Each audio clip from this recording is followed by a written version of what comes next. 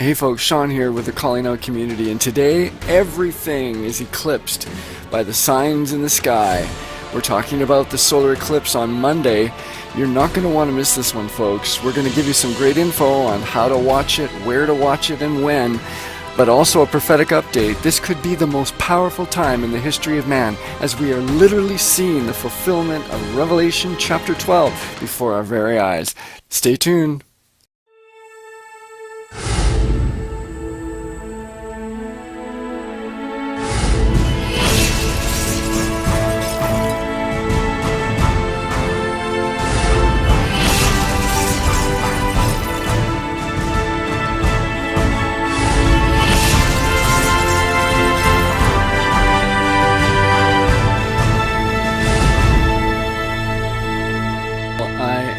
Excited today for the solar eclipse tomorrow, and I wanted to mention really quickly a verse from Genesis 1:14.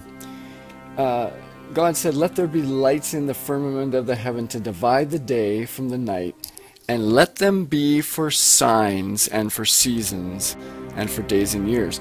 And Jesus said in Luke 21 that in the end times we would know that he was going to return because there would be signs in the sun, moon, and stars. Let me tell you, friend, there are some major signs coming our way. But first, I found this little clip from NASA that explains what's happening with the solar eclipse on Monday, what we can expect to see, and a few safety reminders as well. So it's just a couple of minutes. Stay tuned, and we're going to get back and talk a little bit more about the prophetic side of this event and what's happening within the next 33 days. Science at NASA. On August 21st, 2017, the shadow of the moon will sweep across the U.S. landscape, transforming day to twilight. In the surreal gloaming of an eclipse, the temperature drops, birds go silent, crickets begin to chirp, and blossoms start to close.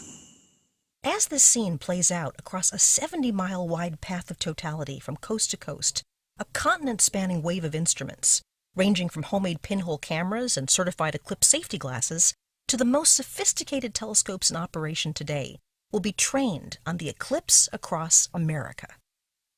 Just before totality, a point of glistening sunlight is visible, making the moon look like a diamond ring. Then, as that drop of sunlight shines through rugged valleys on the moon's limb, tiny points of light called Bailey's beads appear like a string of beads around the vanishing edge of the sun.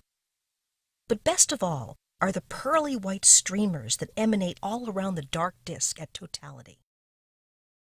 Meanwhile, NASA planes will photograph the sun, and a cadre of balloons will be floating near the edge of space to observe the eclipse. You can watch too, live from the balloons on August 21st at eclipse.stream.live. The terrain and weather are quite varied across the U.S., and the moon shadow will briefly change the climate in each locale, sometimes with drastic drops in temperature within seconds to minutes. Young reminds everyone to be safe. Solar filters, such as eclipse glasses, are necessary to look at the sun directly. If you're in the narrow path of totality, you can safely remove your solar filter when the moon completely covers the sun. However, when the moon moves off the center of the solar disk, even a little, the sun's blinding surface reappears, and you should once again use your solar filter. NASA has a whole web page devoted to safety tips. eclipse2017.nasa.gov/safety. For NASA's live coverage of the eclipse, go to www.nasa.gov/eclipse-live. Want to see the solar eclipse but don't want to spend a lot of money? Just make a pinhole camera with some stuff you can easily find at home. You need a box, one sheet of white paper, aluminum foil, tape, a thumbtack, and a knife or scissors. First, cut a small piece of paper and paste it on the inside of the box. Next, cut out a hole in the box on the opposite side of the box. Cover the hole up with tinfoil and poke a small hole in the center. On the same side of the box, cut out another viewing hole. And that's it. All you need to do now is look through the viewing hole and see the eclipse projection. Well, I hope that was helpful for someone. In a moment, we're going to go to the individual cities and get some information for you on what the best time is to see the eclipse tomorrow. But before we do, I wanted to highlight some very strange anomalies related to the eclipse and the number 33. This is something that's actually been a common issue in history with Americans. And many people don't know about it, so I thought I'd highlight it. It's kind of cool, and actually it might make the hair stand on the back of your neck a little bit as well. And I like to call it the 33 Club. And the number 33 appears an unusual number of times related to this solar eclipse, but also in relation to American history in general. Now, the first place in the United States to see the eclipse is going to be in Oregon. And Oregon is the 33rd state to join the U.S.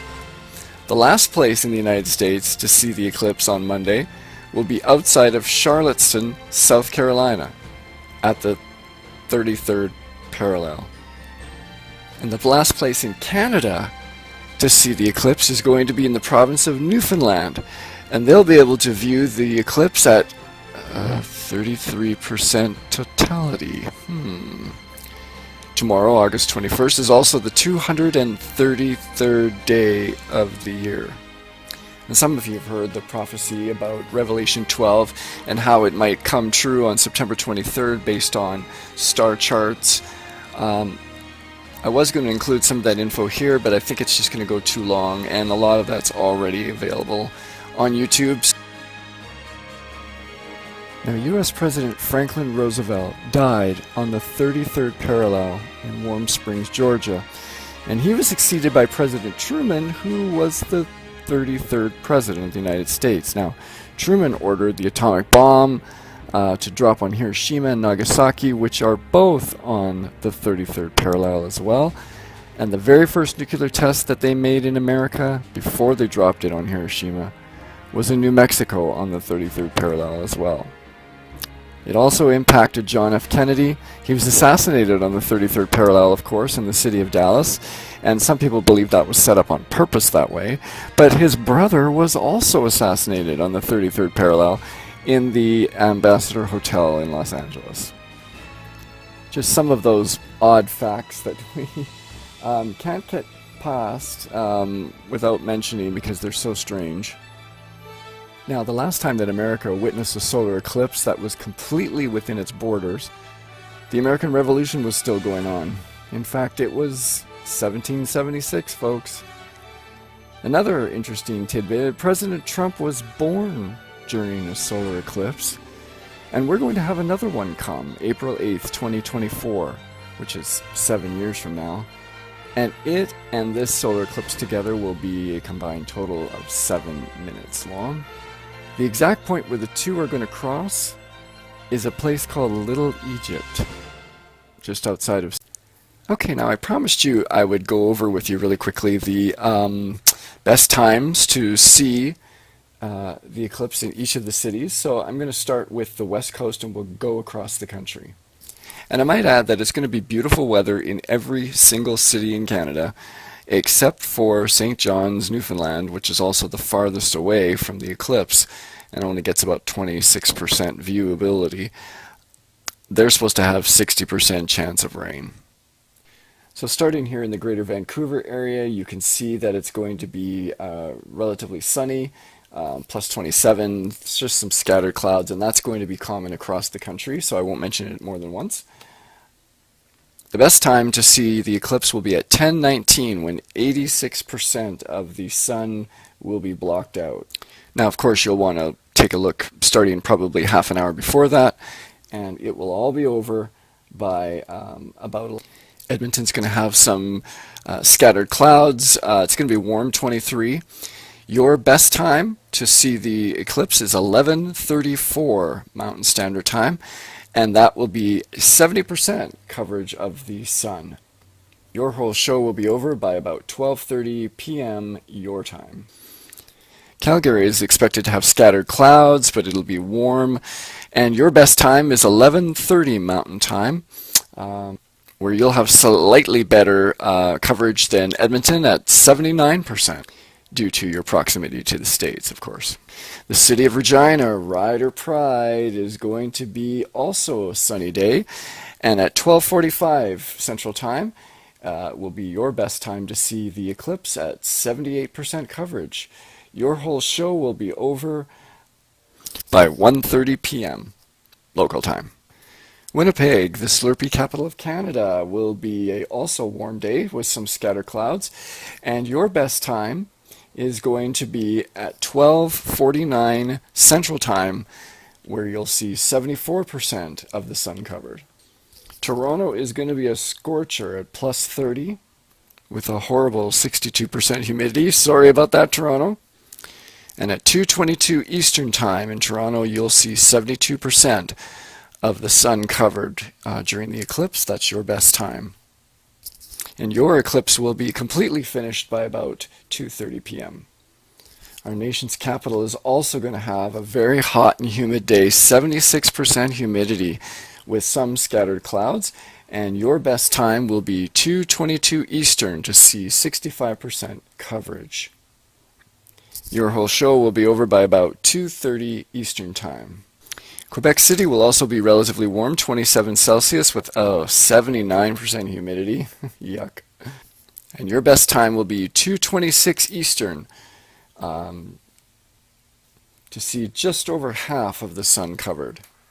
I apologize, for some reason the app that I used didn't have Montreal or Saskatoon in it, but Montrealers can use Quebec City's time or Ottawa's time. It's almost virtually the same, just the coverage is going to be slightly different. Saskatoon will be roughly the same as Edmonton. You should see it around 12:45, the same as Regina, Central Time, and you'll have about 70% coverage. And finally, we make two more stops into the Maritimes. Halifax is going to be a warm, sunny day, 28 with a perfectly clear sky. In fact, you're probably going to be the best city in Canada in terms of viewability. Your best time will be at 3:31 Atlantic time, where you'll see about half of the sun covered. And your whole circus will wrap up at 3:30. And finally, unfortunately, St. John's, I wish we had better news for you, but it is going to rain at some point tomorrow. Your best time will be at 4:01 Newfoundland time, and you'll see about a quarter of the coverage. So it wouldn't have been much anyway, but it would be nice to see it. So hopefully you'll be able to keep the clouds away for a little while. Well, that's it, folks. Enjoy your time tomorrow. Make sure that you wear your glasses or some type of protective eyewear.